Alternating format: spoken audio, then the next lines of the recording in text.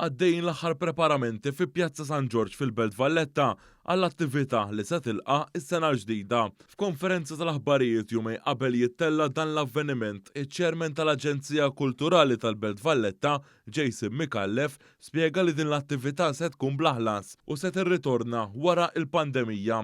Għal din l-attività se jkun hemm fost l-aqwa talent lokali waqt li dan l-ispettaklu se jixxandar fuq l-istazzjonijiet lokali fosthom fuq l-istazzjon 1. ċelebrazzjoni ta' lejlit l tas-sena l-poplu Malti għandu post wieħed fejn imur, jażel awtomatikament il-Belt Valletta u allura dik ukoll tibni responsabilità partikolari fuqna u ħejjejna show enormi ta' 4 sigħat u nofs kontinwi fejn min ħajġi hawnhekk se jkun qed jieħu ċelebrazzjonijiet mill-isbaħ u naturalment jilqa' b'mod pożittiv ħafna s-sena 2023. Dan l-avveniment se jibda fid-9 ta' filgħaxija u se jkun hemm il-countdown mat-tokki ta' nofs il-lejl. Preżenti għal din il-konferenza tal-aħbarijiet kien hemm il-Ministru għall-Kultura Owen Bonnici li qal kif dan l-avveniment se jkun imżewwaq bit-talent lokali ta' 40 artist. Jiena niftakar żmien fejn il-Belt Valletta kienet ċimiterju.